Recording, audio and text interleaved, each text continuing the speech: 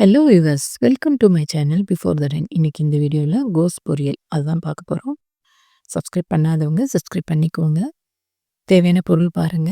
கோஸ், கொத்தமல்லி, தக்காளி, வெங்காயம், கறிவேப்பிலை, தேங்காய், பச்சை மிளகாய். தேங்காய், பச்சை மிளகாய் இந்த ரெண்டுத்தையும் கட் பண்ணி மிக்ஸி ஜாரில் போட்டு கொரப்பாக அரைச்சி எடுத்துருக்கோம். இந்த மிக்ஸி ஜார் அலசின தண்ணியும் தேவைப்படும். ஸோ அதையும் எடுத்து வச்சுருக்கலாம். இப்போ ஸ்டவ் ஆன் பண்ணி ஒரு கடாய் வச்சுக்கோங்க.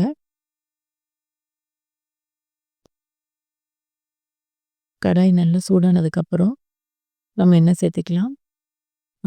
இந்த கோஸ் பொரியலை பொறுத்த வரைக்கும் நம்ம அதில் மஞ்சள் தூளோ மிளகாய் தூளோ இந்த மாதிரி எதுவுமே சேர்க்க போகிறதில்ல. காரத்துக்கு பச்சை மிளகாய் மட்டும்தான் சேர்க்குறோம். அதனால் உங்கள் காரத்துக்கு தகுந்த மாதிரி அந்த தேங்காவோட சேர்த்து அரைக்கிற அந்த பச்சை மிளகாயை நீங்கள் உங்கள் காரத்துக்கு தகுந்த மாதிரி அதிகமாகவோ கம்மியாகவோ சேர்த்துக்கோங்க. எண்ணெய் சூடாயிடுச்சு. இப்போ கடுகு சேர்த்துக்கிறோம். கடுகு நல்லா பொரியட்டும். வெங்காயம் சேர்க்குறோம். வெங்காயம் நல்லா பொடிசாக கட் பண்ணிக்கோங்க.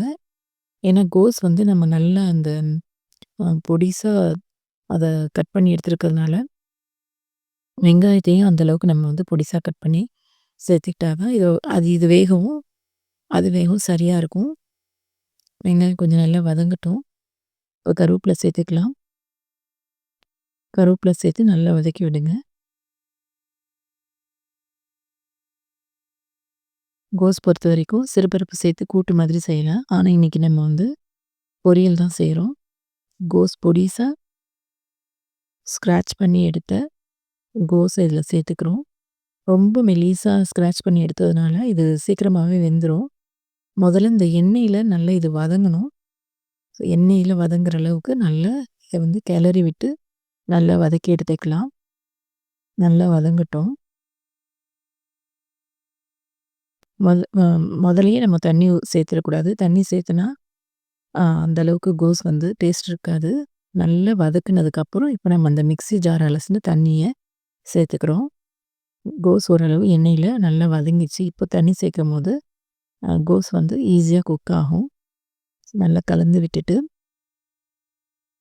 இதை அப்படியே நம்ம கொஞ்சம் மூடி போட்டு கொஞ்சம் நேரம் வேக விட்டுடலாம்.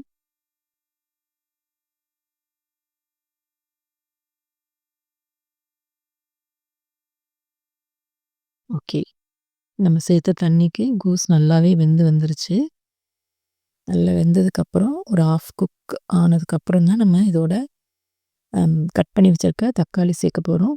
ஓரளவு நல்லாவே வெந்துருச்சு. தக்காளி சேர்த்துக்கலாம்.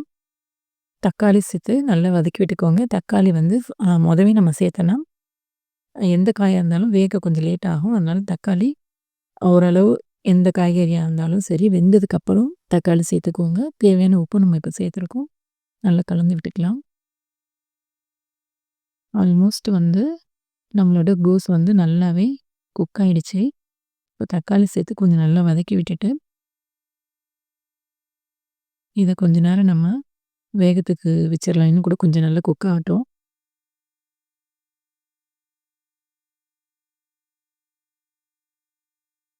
இது நல்லா வெந்ததுக்கப்புறம் இதோட நம்ம தேங்காய், பச்சை மிளகாய் அதை அரைச்சி வச்சுருக்கோம் இல்லையா, அந்த பேஸ்ட்டை இதில் சேர்த்துக்கிறோம்.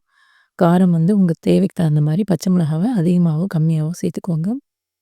கோஸ் பொரியலை பொறுத்த வரைக்கும் கொஞ்சம் சப்புன்னு இருக்கும். ஸோ அதனால் நான் பச்சை மிளகாய் கொஞ்சம் அதிகமாக சேர்த்துருக்கேன். சேர்த்த பச்சை மிளகாய் இதுக்கு போதுமானதாக இருக்கும். தேங்காய் சேர்த்ததுக்கப்புறம் நல்லா வதக்கி விட்டுருங்க. தேங்காய் நம்ம கடைசியாக தான் சேர்க்க போகிறோம். இந்த கடைசியாக சேர்த்து நம்ம செய்யும்போது தான் இந்த தேங்காயோட ஃப்ளேவர் நல்லாயிருக்கும். இப்போ ஒரு 5 நிமிஷம் மட்டும் நம்ம இதை அப்படியே மூடி வச்சு வேக வைக்கலாம்.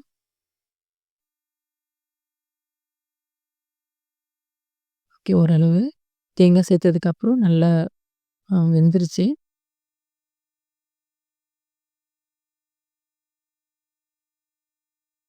நம்மளோட கோஸ் பொரியல் ரெடி ஆகிடுச்சு. இதோட கொத்தமல்லி இலை தூவி இறக்கிடலாம். ஓகே வியூவர்ஸ், சப்ஸ்கிரைப் பண்ணாமல் பார்த்துட்டு இருந்தீங்கன்னா சப்ஸ்கிரைப் பண்ணிக்கோங்க.